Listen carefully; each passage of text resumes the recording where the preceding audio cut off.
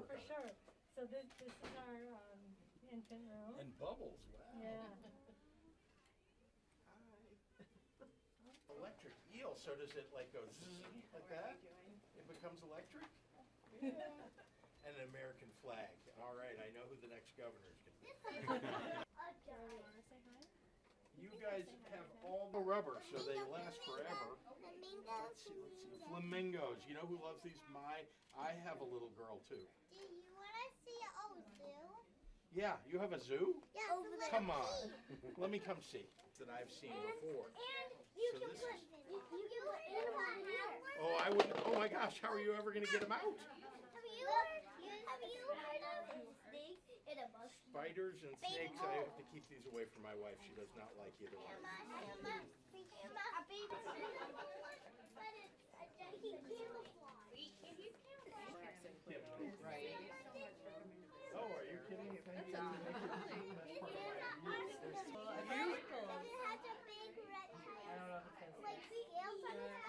Oh, and that's how you know it's an armadillo. Okay, here, let me give that back to you. I don't want to make sure you don't lose it, okay?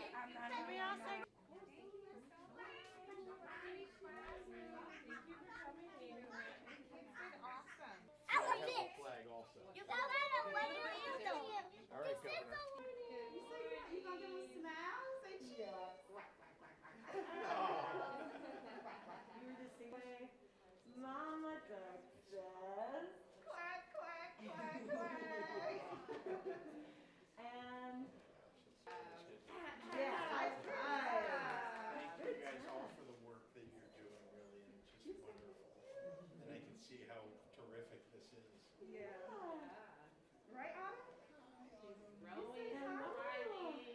And you're all ready for Valentine's Day. Yes. Welcome, everybody. It's an absolute pleasure to have you here today. My name is Teresa Forthover, and I'm the president and CEO at Easter Seals DuPage in Fox Valley.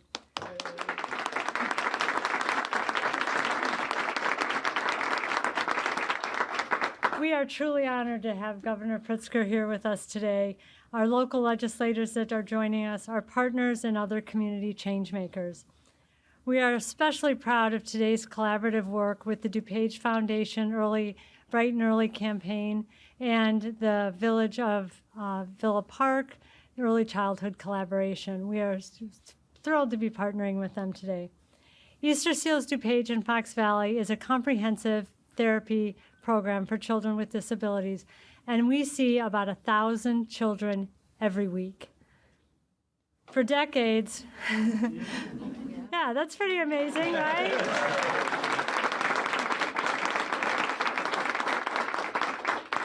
For decades, we have provided inclusive child daycare programs and preschools, and we are thrilled to have the governor here to talk more about that. We are deeply committed to making sure that all children can thrive in their first 5 years of life. As early intervention providers, we know how important those first 5 years of life are.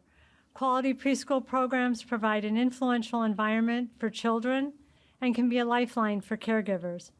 Unfortunately, there are currently not enough options, and that's especially true for children with developmental delays and disabilities. We are one of the few organizations that are able to provide that in-depth service. Every day, we witness how much children can learn from each other. It's why we believe providing an educational environment that supports early development, fosters relationships, and fully promotes acceptance and inclusion. Smart Start Illinois and our partners, like those you will hear from today, are creating comprehensive support systems in our community that is critical in preparing children and families for lifelong success. We are very grateful for the governor's commitment to fund more preschool options in Illinois and his dedication to our most vulnerable families. I welcome Governor Pritzker to share more about Smart Start Illinois. Thank you very much.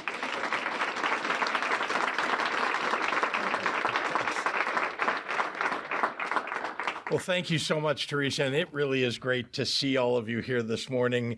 I got to see all the bright young faces in classroom after classroom, but now I get to see all the bright young faces in the room this morning, and it really is nice. It's a great way to start a day, a great way to end a week, start a weekend. So good morning to all of you, and thank you again for the kind introduction. I'm honored to be here. I know we have Kendra Davenport, the national president of Easter Seals, joining us this morning, and thank you for the work that you do, really. I'm thrilled to be here at Easter Seals, DuPage, and Fox Valley, and to stand alongside the Illinois Department of Human Services Director Dulce Quintero, Representative Diane Blair Sherlock, Representative Jen Laddish Douglas, Representative Maura Hirschauer. Let me stop there and just say, I get to work with them in Springfield. You all have sent leaders to represent you. They care deeply about this subject as I do, and so we can't get anything done without them. So I just want to give them a big round of applause. Thank you.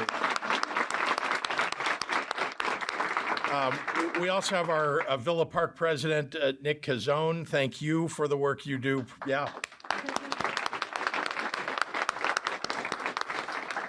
Our Villa Park area early childhood collaboratives, Sarah O'Donnell, the president and CEO of the DuPage Foundation, Mike Citrick, and of course, we have many providers among us this morning, parents as well, including Luke Banaszak, who we'll have the pleasure of hearing from shortly.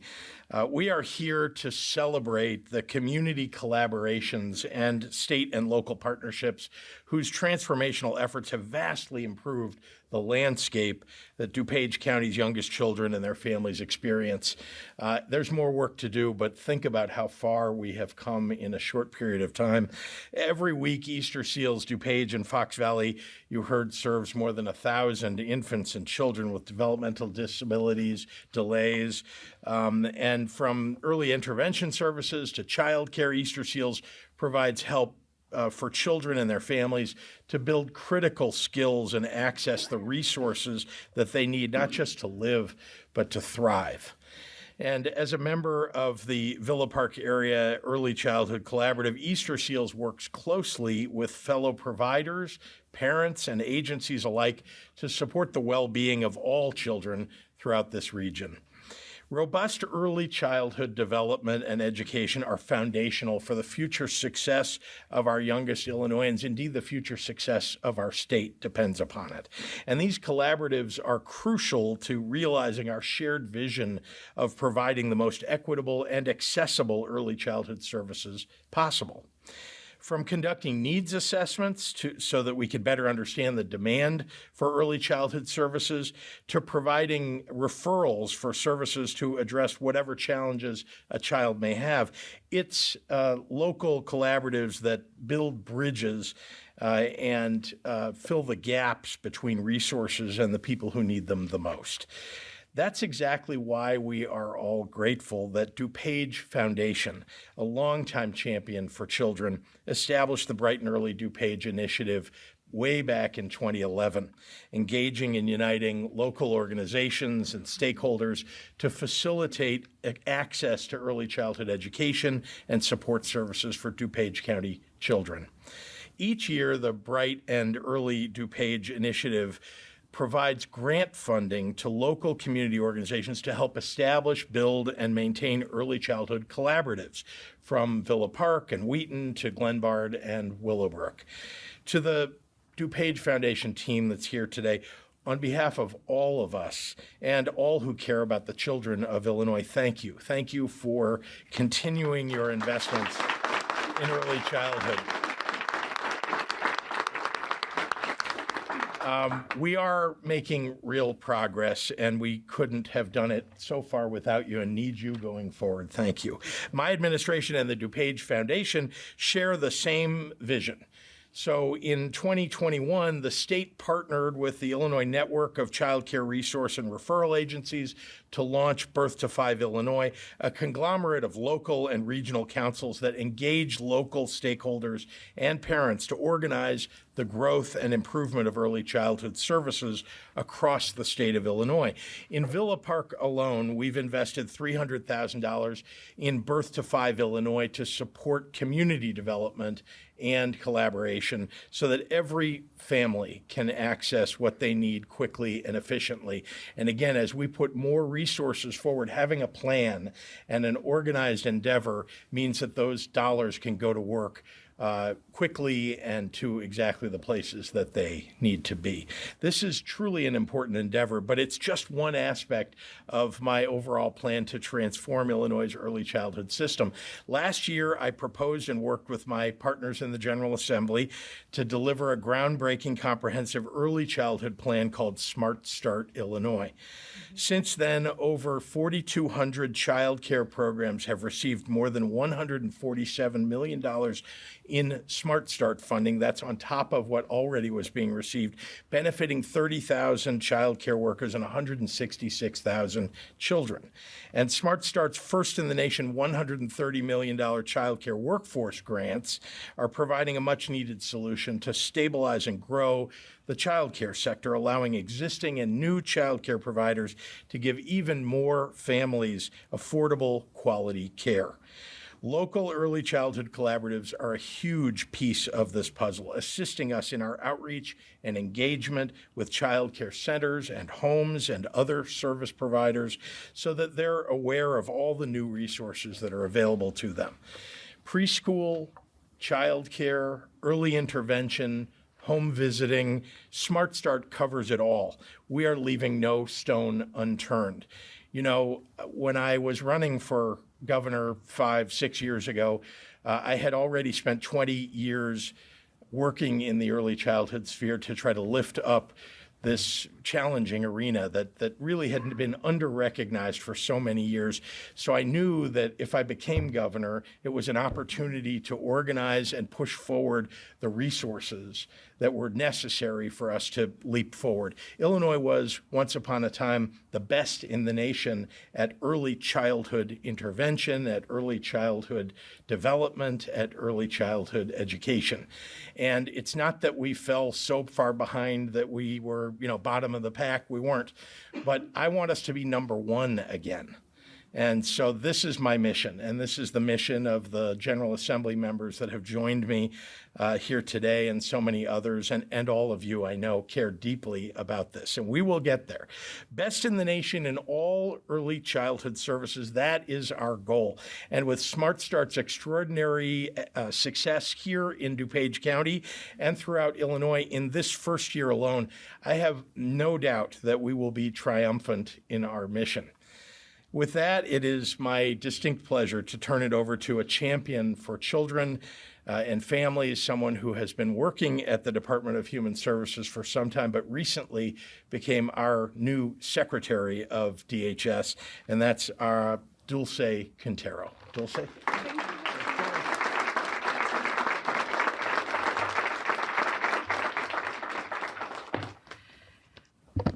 Hi, everyone. How's everyone doing? Thank you so much, Governor, for the warm welcome. I'm just thrilled to be here, and I really appreciate all of the work and your commitment. So I had many conversations today, and I just want to share that the precious resource of children and youth are the most valuable. So thank you for having me. I want to thank each person who took the time to be here today. You're all champions for the local collaborations that support our early childhood programming. And most importantly, thank you, Governor Pritzker.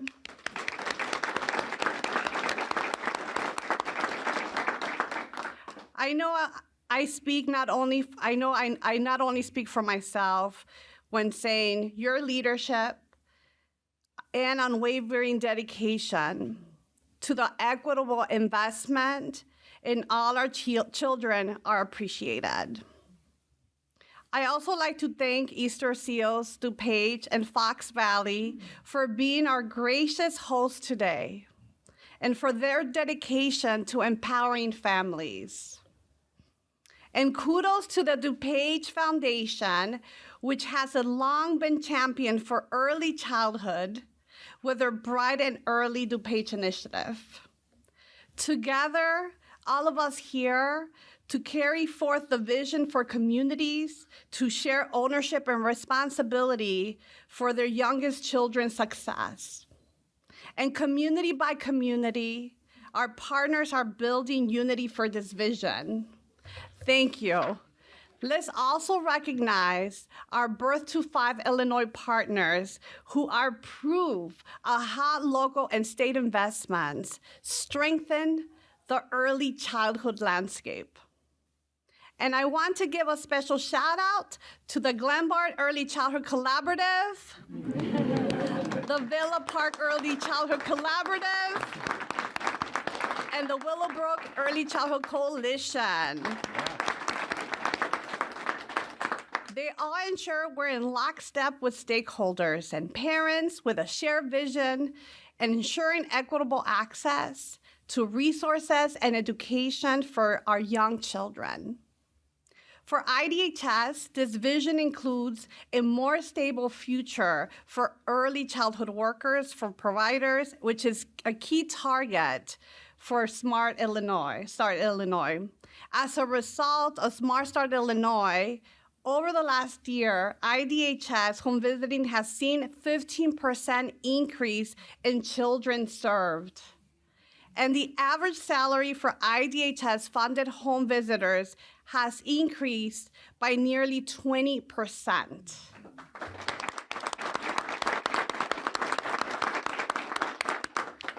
This administration is making sure Illinois is not only the best place to raise a child, but the best place to work in early childhood, keeping an equity lens focused on all we do. Regarding early intervention, thanks to Smart Start Illinois, we have implemented a historic 10% rate increase, explore more equitable funding options, provided incentive pay for over 4,600 service providers. And we have seen about 14% expansion in the service coordinator workforce, part of the cultural system that ensures families have timely access to the services they need the most. Smart Start is helping us ensure that our workers strengthens, improves, and grows, and right along with our children. And now it's my pleasure to welcome Mike Siderick, President and CEO of the DuPage Foundation.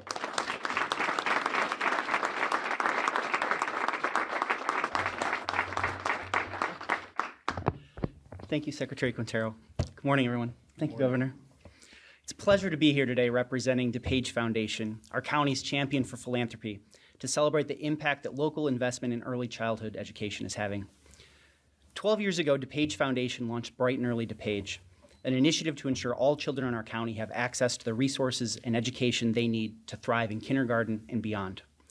Through a comprehensive survey of local stakeholders, we identified key barriers that affected school readiness. Specifically, we learned that increasing access to early childhood education and supporting parents through educational activities were the top strategies to move the needle in this area. Implementing these strategies to achieve maximum impact is no easy task. It takes a village, as we're seeing today. Through the help of many generous donors and community partners, we succeeded in creating a $6 million permanent endowment to support early childhood and invested in bringing together local schools, government, businesses, and community organizations to start addressing these issues collaboratively. I'm thrilled to share that today we have granted nearly $3 million to provide seed funding and ongoing support for 8 local early childhood collaboratives here in DuPage to address the barriers and needs within their respective communities.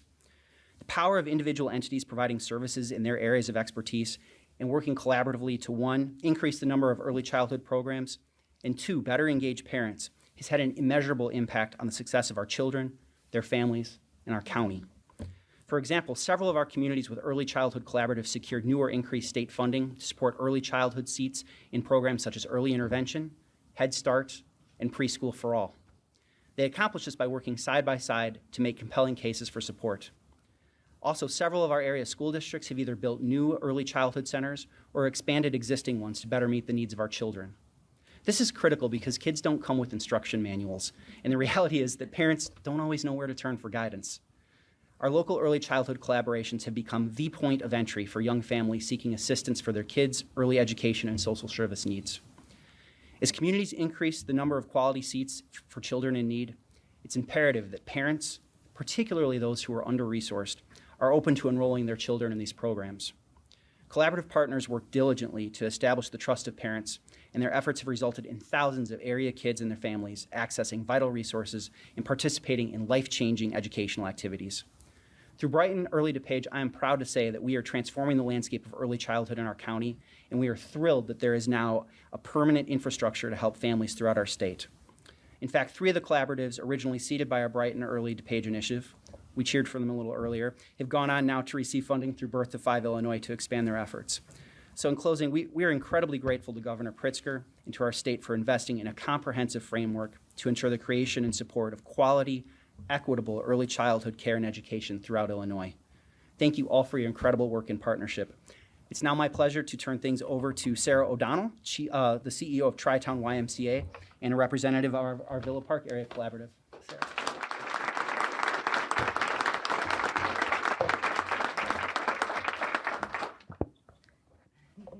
Thank you, Governor Pritzker, and all of today's champions for lifting up the vibrant work of the early childhood collaborations, especially supporters like Birth to 5 Illinois and Brighton Early DuPage.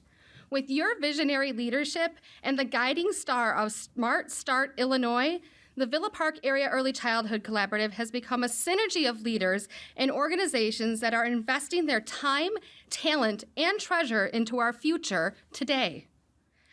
Our collaborative is comprised of dozens of community-based organizations, such as Northeast DuPage Family and Youth Services, the Outreach House, Despertar Latino, Access DuPage, Teen Parent Connection, YWCA, and the list goes on and on and on.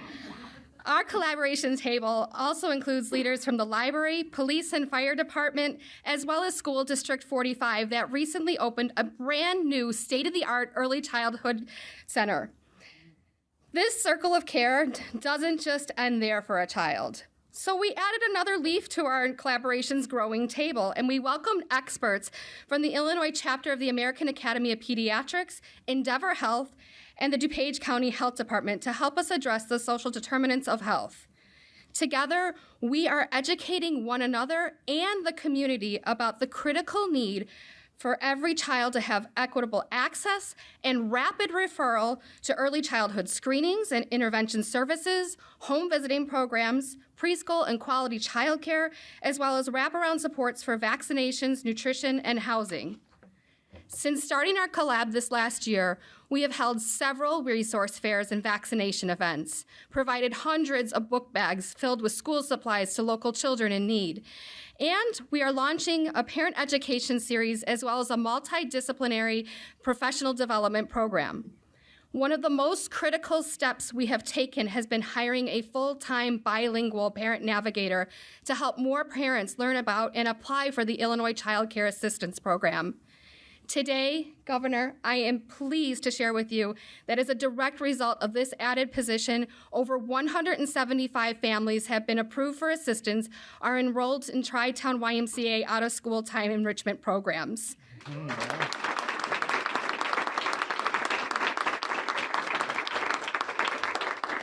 Many of these families also have younger siblings attending preschool and other quality child care centers like Easter Seals Lily Garden.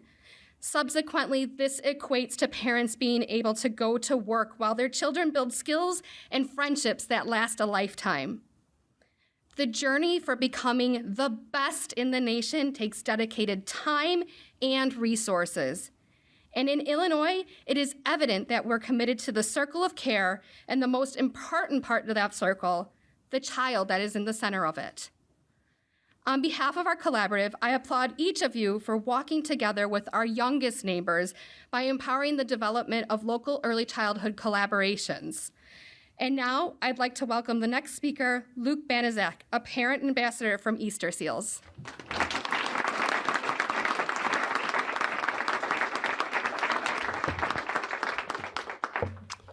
Good morning, everyone. Thank you for joining us today. As the parent of a 1- and 3-year-old, I understand firsthand the joys and challenges that come with raising a child. One of the greatest challenges has been working with the early childhood education system here in our state. And while it's been challenging for my family, it's opened my eyes to the incredible opportunity that exists for Illinois through investing in our early childhood education system. Governor Pritzker, thank you for your vision and leadership in recognizing how important early childhood education is and how much opportunity exists for us here in Illinois. Thank you to the staff and your other fellow legislators who are working on this work as well.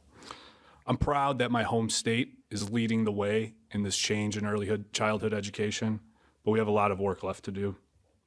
When I first began looking for childcare, I'd heard comments about how the system was broken. I naively thought that that meant things like outdated curriculums, or maybe it was a little more difficult to find teachers.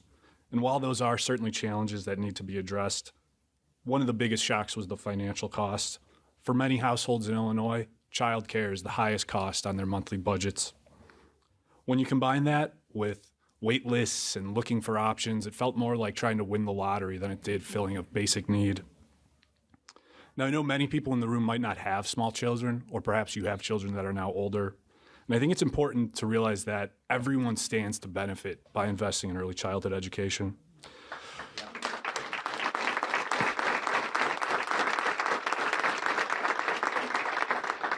Investing in quality early childhood education isn't just about cute kids and finger paint. It's about building a stronger future for our state. Studies show that kids who complete high-quality ECE programs become smarter, more productive adults. That means a more skilled workforce, reduced risk factors, and less burden on our K-12 system and social services. This isn't just about fixing an immediate problem. It's about preventing more expensive down-the-line problems. I want to conclude with a message that is not said nearly enough. I want to recognize the incredibly important work that ECE providers across this state, and especially the ones here at the Lily Garden, who I know are here as well. These are the people that dedicate themselves every day to nurturing and raising our children while parents go to their own jobs and work on the problems that they work on. They face numerous challenges: low wages, limited benefits, dwindling opportunities for professional development. I struggle to think of a job that's more important than raising our kids and nurturing our kids to be the leaders of tomorrow. We need to celebrate the work that's being done by these people and create a system that attracts and retains qualified caregivers. So everyone here, parents, community leaders, yes, even those without children, please be an ally in this cause. Look at where your public dollars are being spent. Learn about proposed legislation. Urge your representatives to invest in early childhood education. Remember, this isn't just about the kids today. It's about a brighter future for all of us. Thank you.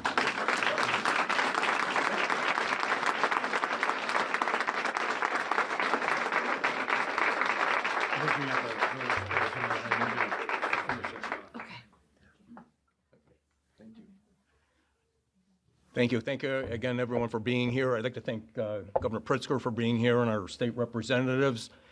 And I'd also like to thank all of our legislators down in Springfield. They realize the importance of this early childhood.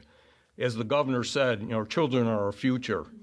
The more early education we can get them, the sooner they can get into their later education, the more profitable they'll be as they go through their education process.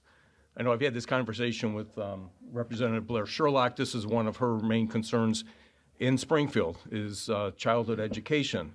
And I really appreciate our legislators doing what they can down there. Several years ago, Villa Park was voted in Money Magazine as the 8th best place to raise a family. Part of it is our education. Thank you. It's our education system here in Villa Park. And it is a collaboration between, now we have Easter Seals. It was mentioned District 45 just opened up a new early childhood center. The Tri-Town YMCA, their before and after school programs, and our library in Villa Park, which was remodeled several years ago. They do a great job before and after school. It's a very busy place in our library, and a lot of it has to do with our schools that are pushing them to not only work in school, but before and after school. So all of you out here, thank you, and we really appreciate all the hard work you do for our children here.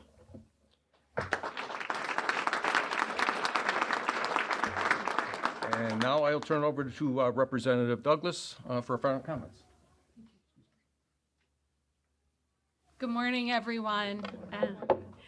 Thank you for being here. Thank you for your support. Thank you for working with our children, next to our children, for our children. I especially feel privileged to have had the honor of bringing my own child to Easter Seals in years past. He needed supports, and I came here and got those services we need. And it is vital for our children to have the supports of Easter Seals, of the foundation, of the county, of our cities, and our government in the state. So thank you for doing that. Today he's 15, he's thriving, and he needs new supports as a teenager. But this Smart Start initiative is something that has built a comprehensive plan for families, for our education systems, and is new across this nation. Our investment extends access to affordable childcare, and it strengthens funding for early childhood education. It ensures that our students have a more stable foundation and education going forward. It eases the burden on our working parents so that they have the supports they need, and it will help reduce the substantial burden we have on our pocketbooks when it comes to that care. The legislature, the governor's office, and members of the community have worked together to build this world-class educational program to give our supports $350 million in new funding for classrooms and a total of $1.3 billion over the next 4 years. With this program and many others, we're getting this. We're getting the state back to work for you, for our kids. We have $75 million that's being invested in early childhood block grants, $170 million with IDHS for the child care workforce. We're creating over 5,000 jobs in order to give that care to our kids. I'm thankful for the partnerships we have, and I will say it is smart to start with our kids. Thank you, Mr. Governor. I'll turn it over to the governor for final comments. Thank you. Thank you very much. Thank you. Thank you very much. And actually, before I take questions from members of the media, I just want to say, first of all, how moving it is to hear from Luke as a parent. I think he is echoing what so many parents feel, which is it's been challenging, certainly over the last number of years, but it is just generally challenging to deal with so many departments of government, to try to find what you need, when you don't have enough child care available. We have child care deserts and early intervention deserts and early childhood education deserts for preschool. It's a near impossibility as a parent these days to try to get what you really need for your kids. And so that's what we're aiming to alleviate, that challenge for parents, and we're doing it. And Smart Start is a beginning, an important part of it, but there's so much more. And I guess I want to say something in comment to the representative's remarks. You know, I know that it's boring to talk about budgets, but it is truly the state budget that, if we balance it, allows us to invest in the things that really matter. When we don't balance it and we have deficits year in and year out, and we did that for more than 20 years in Illinois, we can't decide that we're going to invest in our children because the dollars just aren't there. Now, we've been balancing the budget 5 years in a row. We're going into a 6th budget season where we will once again focus on early childhood. But it's because we're balancing the budget, it's because we're making tough choices and prioritizing the things that really matter, that we're going to make such a big difference for our young people and our young families. So I just wanted to reemphasize that, and then I'll open it up for questions. I see Craig Wall. Just in light, you're talking about budgets, and so if you addressed this earlier, forgive me, I missed it, but would you be looking to the legislature to do additional funding for this program? We're always looking to the legislature to focus and prioritize on early childhood. Thank you for asking it. The answer is, I'll be making a budget address in a couple of weeks. I think it's 12 days from now, and presenting my proposed budget to the General Assembly. And as you know, I have every year prioritized early childhood. I'll continue to do that this year. And yes, we need more resources, and so we're going to be talking to the legislature about that. Off topic, if I could, Governor, with many Americans already concerned about President Biden's age and mental acuity, the special counsel report yesterday has some very strong language in it. Are you concerned at all about what he raised in that report about President Biden's age and memory problems? Well, let's start with the headline, which is that it was found that President Biden didn't do anything wrong, that he isn't being charged. There is still an investigation. Indeed, there is a criminal case against former President Trump on something similar, but he committed what looks to me like, I would describe it as treason. Hiding documents that are classified, not being forthcoming when asked about it. Remember, President Biden absolutely was transparent about everything. So that's the first comment I'd make about what the headline of yesterday should have been. I also will point out that I thought it was extremely unfair for he was a Trump appointee originally to the Department of Justice, to offer his own opinions about the mental acuity or age of the President of the United States. I've been with the President of the United States many times. He is on the ball. The man knows more than most of us have forgotten. He knows so much more because he's been in government for a number of years now and served in important positions. He's managing 2 wars across the world, protecting the interests of the United States and making sure that our economy came out of what could have been another Great Depression because of the previous president, the one who's running now as the Republican, seemingly will be the Republican nominee. Do you believe the wording that the special counsel used was intentional and political in nature? I don't know what his purpose was. I just think that, when you're in the job of special counsel and making decisions about whether to charge somebody and investigating, that offering your personal opinions about someone's capability, it was unfair. I smell a rat in the comments that were made. But I have to say, I just thought it was unnecessary for him to talk about that. I thought I would describe the entire subject matter that he raised as unfair. Sometimes perception becomes reality, whether or not it's the truth. Would you like to see President Biden do more things in public, more engaging things to show the American people that these concerns should not be there? What more can he demonstrate? The man is not only managing, crises across the world. Being out there and being involved with press conferences and Q&A and all I'll speak from personal experience. You can have public events and you have to manage the state. Sometimes managing the state means having lots of meetings and private, collaborations, and then coming to conclusions about what you ought to move forward on. And you try to be as public as you can. I think that I've had press conferences, if you look at all the press conferences, probably 5 a week since I became governor 5 years ago. I just don't know what more the president can do. But it's always good for him to be in public. I think he shows off just how smart he is and just how capable he is when he is in public. I'll give you credit for all of that, because I sat with you every day during COVID. Yes, you did. You were available all the time, so we appreciate that. One of the Supreme Court obviously heard the Trump Colorado appeal.